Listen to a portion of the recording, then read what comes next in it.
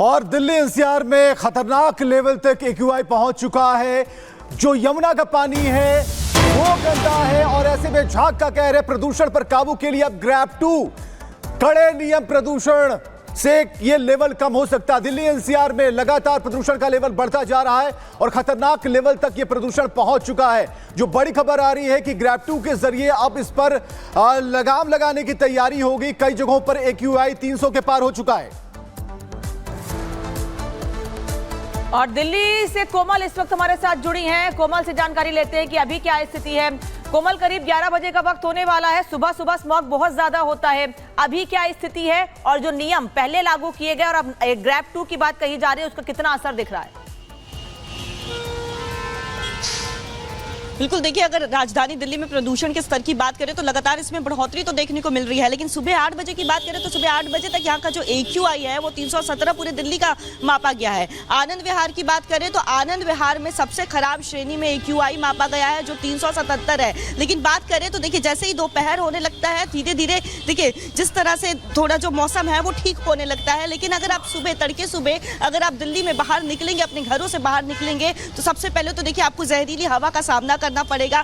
इतना प्रदूषण का स्तर इस कदर हाई होता है कि आपको सामने की बिल्डिंग नजर नहीं आएगी। अमूमन जो गाड़ी लेकर के चलते हैं, एक्सीडेंट भी इन दिनों काफी ज्यादा एक्सीडेंट के केसों में भी बढ़ोतरी देखने को मिलती है क्योंकि सामने वाली गाड़ी नजर नहीं आती है। और ये सब सिर्फ प्रदूषण की वजह से लगातार दिल्ली का प्रदूषण जो है वो बढ़ता चला जाता है। बात अगर हम करें तो देखिए, मौसम विभाग ने यह भी कह दिया है कि 23 और 24 अक्टूबर को यह हवा जो है और भी ज्यादा जहरीली हो सकती है। ग्रैब 2 लागू कर दिया गया है। ग्रैब 2 में बात करें तो देखिए जनरेटर वगैरह ऑन करने में पूरी तरह से प्रतिबंध लगा दिया गया है। जो भोजनालय की बात करें या रेस्टोरेंट में बात करें जहां पे तंदूरी जलाई जाती थी उस पर पूरी तरह से रोक लगा दी गई है। तो सरकार लगातार ये कोशिश कर रही है कि प्रदूषण पर किसी तरह से नियंत्रण लगा पाए। लेकिन सवाल ये उठता है कि हर बार ये अक्टूबर और नवंबर का जब महीना आता है ऐसे में प्रदूषण का स्तर जो है वो लगातार बढ़ता चला जाता है। स्मॉग टावर्स लगाए गए थे आम आदमी पार्टी की तरफ से, लेकिन वो स्मॉग टावर्स जो है उसका अभी पूरी तरह से संचालन जो है वो बंद है। करोड़ों रुपए खर्च किए गए थे लेकिन अब वो शुरू नहीं है।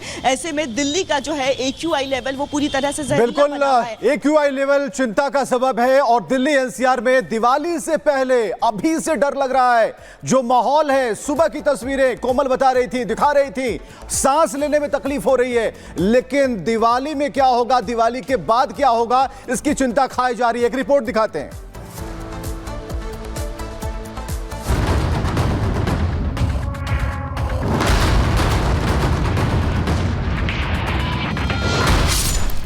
दिल्ली हाँफ रही है, दिल्ली खांस रही है। बढ़ते प्रदूषण से दिल्ली का दम निकल रहा है।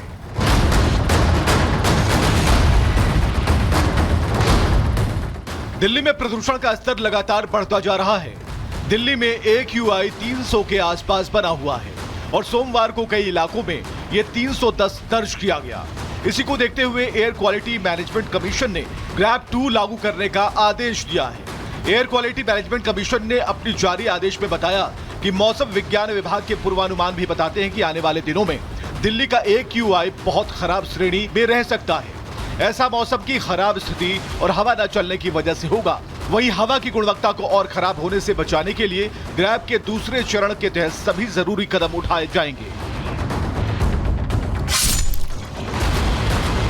आप तस्वीरों में देख पाएंगे कि सड़कों के ऊपर पॉल्यूशन इतना है कि जो गाड़ियां निकल रही हैं वो स्मॉगी आपको फील हो रही होंगी। साथ ही मैं आपको टीवी टावर की तस्वीर दिखा दूं, ये भी आपको हल्का धुंधला नजर आएगा क्योंकि पॉल्यूशन की लेयर इस कदर दिल्ली के अंदर है कि लोगों को अब आने वाले दिनों में और परेशानियां भी हो सकती हैं। दूसरी तरफ की मैं आपको तस्वीरें दिखा दूं, जितनी भी आप यहाँ पर हाई राइज इमारतें देखेंगे वो भी आपको धुंधली नजर आ जाएंगी। कुछ इलाके ऐसे भी हैं जहाँ पर पॉल्यूशन का लेवल जो कि आनंद विहार है वहाँ पर 350 के पार भी है। एवरेज दिल्ली का जो एक्यूआई है वो तकरीबन 310 आका गया है। दिल्ली में कल ही औसतन जो एक्यूआई था वो 300 के पार था। यही कारण था कि दिल्ली सरकार ने ग्रैब 2 लागू कर दिया है। तो दिल्ली में आज से प्रदूषण पर लगाम लगाने के लिए ग्रैब 2 लागू कर दिया गया है ताकि लोगों को स्वस्थ और साफ हवा मिल पाए। ग्रैब 2 में प्रदूषण पर लगाम के लिए कई पाबंदियों के साथ अन्य कई उपाय भी किए जाते हैं। जारी निर्देश के मुताबिक प्रतिदिन सड़कों पर वैक्यूम स्वीपिंग और पानी का छिड़काव होगा। धूल नियंत्रण उपायों को सख्ती से लागू करने के लिए निरीक्षण तेजी से किया जाएगा। इसके साथ ही पहले चरण के जो कदम पहले से लागू हैं, वो भी जारी रहेंगे। ग्रैब 2 लागू होने के बाद क्या क्या पाबंदियां रहेंगी, वो भी जान लीजिए। डीजल जनरेटर चलने पर रोक लगेगी। प्राइवेट गाड़ियों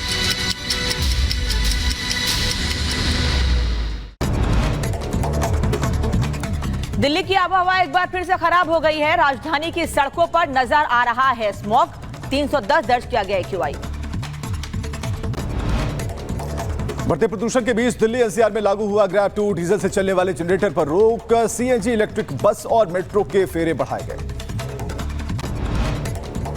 दिल्ली में लगातार खराब हो रही है हवा। तेजी से बढ़ रहा है AQI का स्तर। अक्षरधाम की तस्वीरें आई सामने। अलर्ट मोड पर सरकार। अयोध्या में दिख रहा प्रदूषण का असर। सुबह सुबह राम की पेड़ के पास दिखी जहरीली धुंध। खराब स्तर पर पहुंचा AQI। दिल्ली के मोती बाग और नेहरू पार्क में खराब हुई हवा। सुबह के वक्त कई जगहों पर नजर आया फॉग। तस्वीरें आई सामने। दिल्ली के नेहरू प्लेस में भी बिगड़ी हवा। बढ़ते प्रदूषण ने बढ़ाई आम लोगों की मुश्किलें। तेजी से बढ़ रहा air quality index. Uttar Pradesh के आगरा में भी बढ़ा AQI का स्तर। ताजमहल के आसपास छाई जहरीली धुंध। अलर्ट मोड पर प्रशासन। अवैध मस्जिद विवाद पर मस्जिद कमेटी का बयान। कहा ध्वस्तीकरण के लिए नहीं है पैसे, काम में देरी होने की कही बात। ब्रिक्स शिखर सम्मेलन के लिए रूस दौरे पर रवाना हुए प्रधानमंत्री नरेंद्र मोदी। राष्ट्रपति पुतिन से करेंगे मुलाकात। चीनी राष्ट्रपति शी जिनपिंग से भी मुलाकात हो सकती है।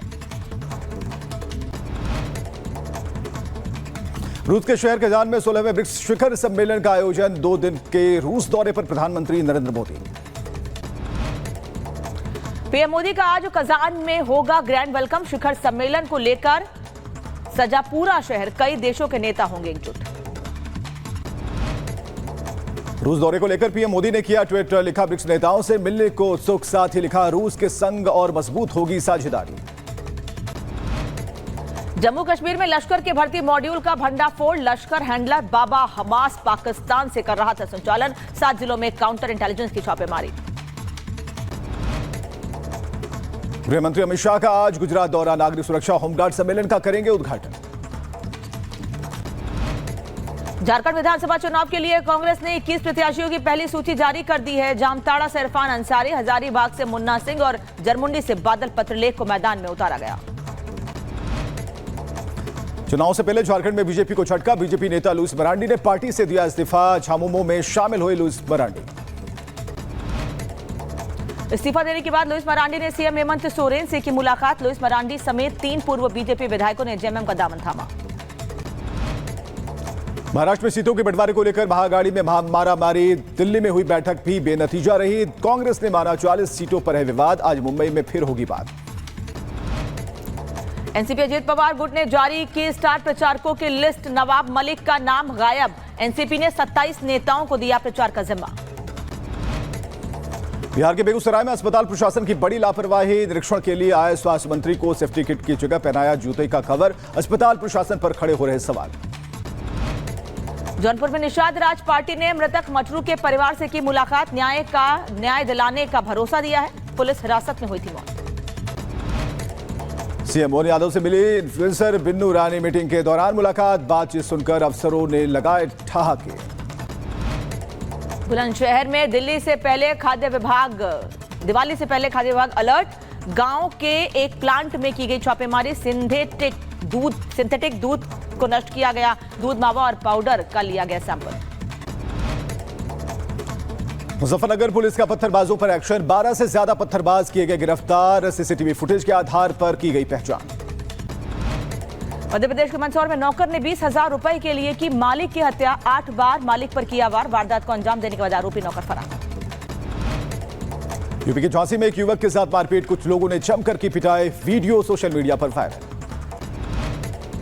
उत्तर प्रदेश के अम्बेडकर नगर में चाइनीज लहसुन के खिलाफ कार्रवाई। लहसुन को जब्त करने मंडी पहुंचे अधिकारी। मौके से फरार मिले आढ़ती।